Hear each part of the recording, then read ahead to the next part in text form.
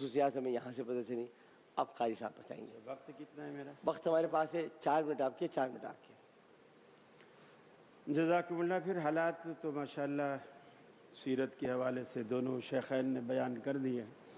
میں صرف ایک پہلو کو تھوڑا سا اجاگر کرنا چاہوں گا ان کے رازداری کے حوالے سے، کہ ہمارے ہاں یہ بڑا ایک المیہ ہوتا ہے کہ اگر کوئی شخص، کوئی بڑا اپنے دوستوں میں سے کسی ایک سے کوئی راز کی بات شیئر کرتا ہے اور دوسرے کے ساتھ نہیں کرتا، تو ہمارے ہاں اسے بہت بڑا ایک ایشو بنا کر اس کو عیب بنا دیا جاتا ہے. اس کا مطلب ہے تجھے مجھ پہ بھروسہ ہی نہیں ہے، تجھے مجھ پہ اعتبار ہی نہیں ہے، تو سب کچھ اسی کو سمجھتا ہے.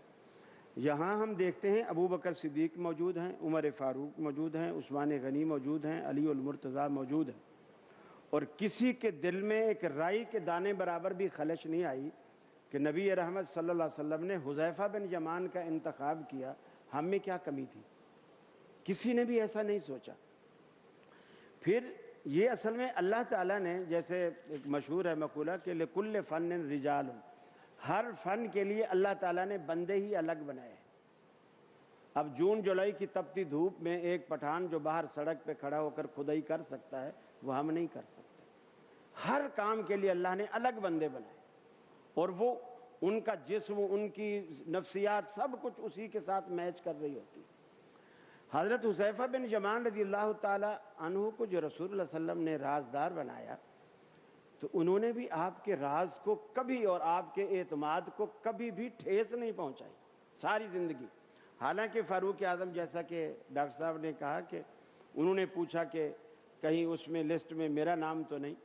کچھ لوگ جن کے دلوں میں بیماری ہوتی ہے وہ یوں بھی سوچتے ہیں کہ دیکھا حضرت عمر کو اپنے بارے میں شبہ تھا، نعوذ باللہ من ذالک. حالانکہ ایسی بات نہیں.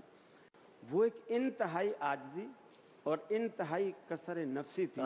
ورنہ تو اللہ کے حبیب نے یہ بھی کہا تھا لو کان بعدی نبی لکان عمر. بالکل اگر میرے بعد نبوت کے دروازے کھلے ہوتے تو عمر ضرور اسی دروازے سے داخل ہوتا.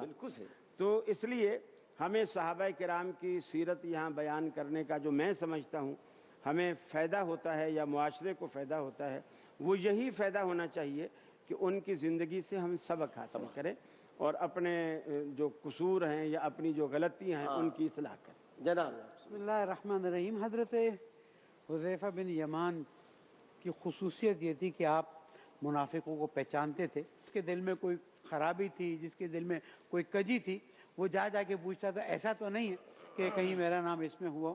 اور اسی وجہ سے حضرت حذیفہ کا ایک بہت بڑا مقام ہوا.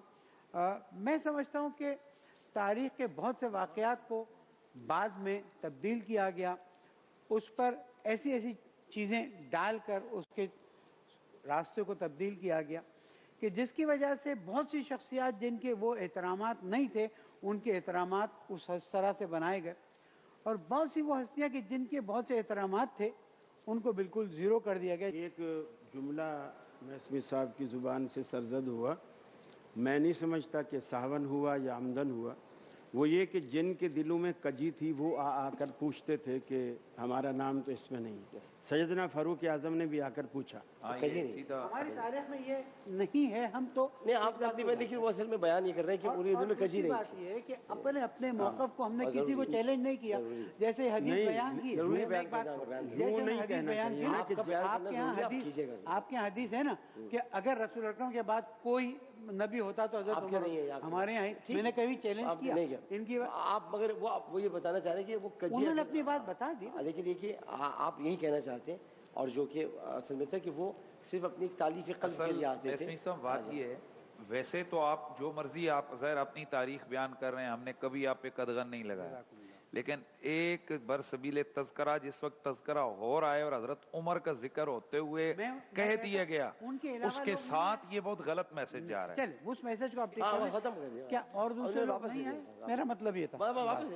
اپنی تاریخ بیان کے واپس لے لیے. اور بات حقیقت یہ کہ جہاں فاروق اعظم کی بات ہے، سیدھی سی بات ہے، جہاں اشر مبشر آ جائے کچھ بات بچتی نہیں ہے. فاروق اعظم جنتی تھے، جنتی ہیں، جنتی رہیں گے.